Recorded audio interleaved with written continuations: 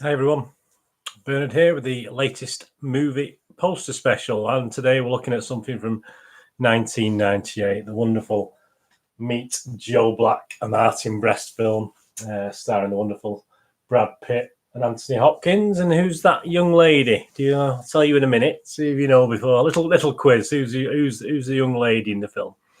It's obviously a very fresh-faced Brad Pitt there, isn't it? Obviously, Mr. Hopkins looking a little bit more lined now, but still obviously wonderful looking gentleman. Wonderful. So, I use that word a lot, don't I? But there you go. He is a wonderful looking gentleman, Anthony Hopkins. Yeah, Meet Joe Black was, of course, 1998, and I had this in the video shop that I used to own in Manchester. The film, it did okay. The film, didn't fly off the shelves. It was quite an unusual film, wasn't it? I'm sure you've seen it. I mean, I've recently watched it again and sort of enjoyed it. I'll talk about that in a minute anyway. But it was a 12 rating and 2 hours, 58 minutes. And it was classed as a drama, fantasy, romance. What's it about? Well, it's about a gentleman called William Parrish, who's played by Sir Anthony Hopkins. He's a media tycoon, loving father, but still a human being, and he's about to celebrate his 65th birthday. So, I mean, when I watched this, obviously, I was nowhere near that, but I'm getting nearer by the day, unfortunately. One morning, he's contacted by the inevitable by hallucinations. He thinks later, death enters his home and his life personified in a man's body. Yep. Joe Black, Brad Pitt, has arrived. His intention was to take William with him, but accidentally, Joe's former host and William's beautiful daughter, Susan, played by Claire Forlani. There you go, if you didn't know her name, Claire Forlani. Beautiful. Have already met. Joe begins to develop certain interest in life on Earth, as well as in Susan, who has no clue with whom she's flirting. So, yeah, I mean, it was unusual premises. I mean, the style of the film, even though it's more a romantic drama, obviously the fantasy element probably put a lot of people off, because obviously if you like the ladies who do like the romantic drama and the men who like romantic drama didn't really like the sort of supernatural bit of it initially until they'd watched the film, and obviously it was only a very small element, so they probably did enjoy the film anyway. A little bit of trivia about the movie, as this was one of the few movies showing during the first trailer of Star Wars Episode 1, The Phantom Menace in 1999. It was speculated that a lot of droves of Star Wars fans actually bought tickets for this movie, only to leave after the trailer showed, so obviously didn't stay and watch the film. So there you go. True or not, possibly an element of truth in that. It's loosely based on a Death Takes a Holiday film from 1934, starring Frederick March, Evelyn Venable, and Guy Standing. I mean, death in that film I have seen that film, is a bit more sinister than our lovely Brad Pitt sort of portrays in this version. And the part of William Parrish, obviously Anthony Hopkins' part, was originally slated for Gene Hackman. It cost $90 million to make, which wasn't small beans in 1998. That was quite a lot of money then as well. And it clawed back $143 million. So obviously how much of that was Star Wars fans, I have no idea. But so it did okay at the box office. It wasn't a total flop, obviously. Was it any good as a film? Well, the critics panned it. The critics hated it. I mean, it got a Metascore critics rating, overall rating of just 4.4 out of 10. Some of the bad the bad things said about it, it was called ponderous and pacing, uninspired, interminably slow movie. Ultimately, the movie is a perfect mirror of its star. Looks great, seems empty. But there was a little bit of positivity. Obviously, they were in the minority, and things like, if you're in the right mood to let it wash over you, it's very warm and fizzy indeed. Sumptuous cinematography, sometimes clever and enjoyable.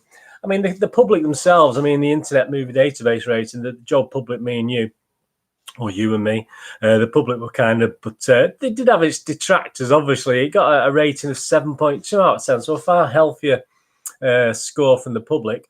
Amongst the good comments were little statements were, the director made a simple life event into a magical experience. Love and death go hand in hand in a mixture of sublime acting, awesome scenery, superb dialogues, nerve-touching details, and results in romantic drama where the sadness and emotions do not cover the happy ending and leaves you choked to the last over the rainbow tune ends.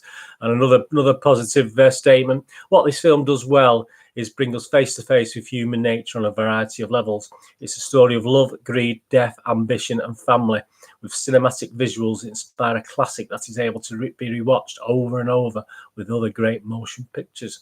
And the bad, as I said, there were some detractors to the positivity, included the highly implausible, largely senseless story and plot get a 0 unless you're a tween girl who cares for nothing other than seeing a wooden, stoic Brad smooching his lady, unknown Claire Forlani. A bit cruel there on Claire, obviously.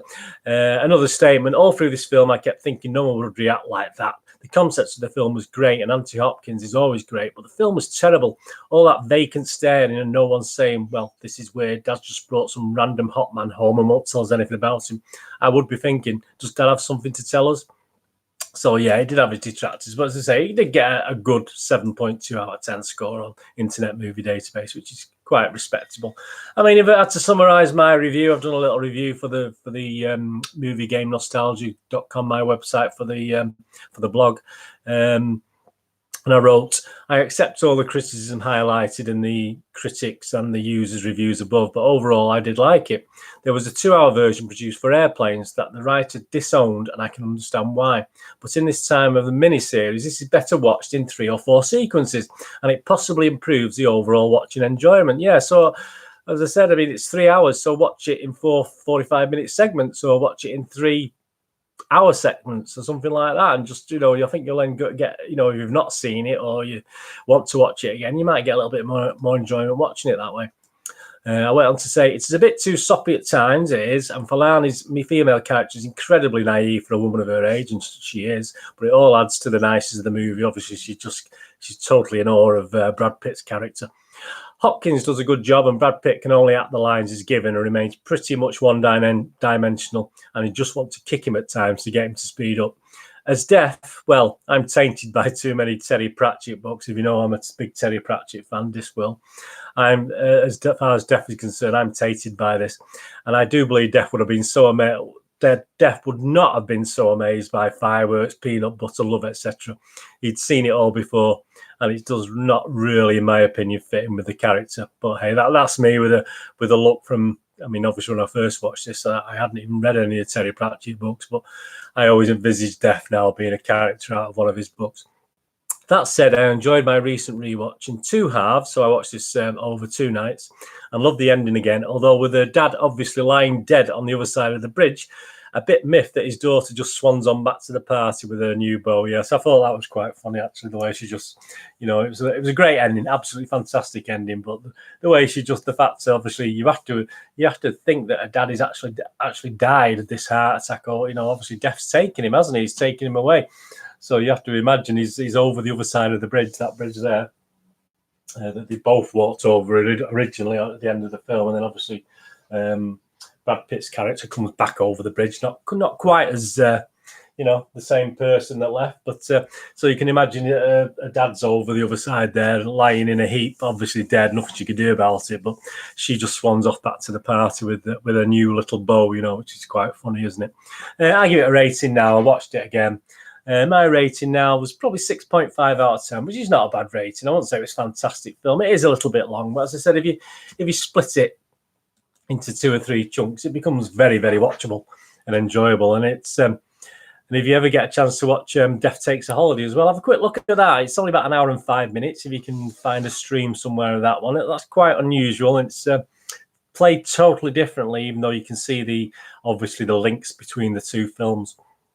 Anyway, that's Meet Joe Black. I enjoyed that from 1998. If you've never seen it, I hope I've not spoiled it. It's a good film. Please watch it. And it's a great start to a film as well. I enjoyed the first 5 or 10 minutes. One of the better openings to a film, I think, as well. So please, if you've never watched Meet Joe Black, please search it out on the streaming sites. I think it's on.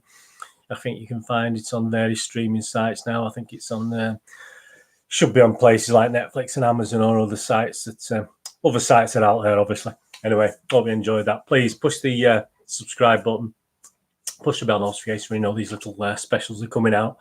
And please, thumbs ups are always nice. Give us a thumbs up. That would be absolutely fantastic. And if you can get to moviegamenostalgia.com, my website, available to buy. There's a few copies. Meet Joe Black, superb poster. I'm not talking really about the poster. I have an absolutely fantastic poster.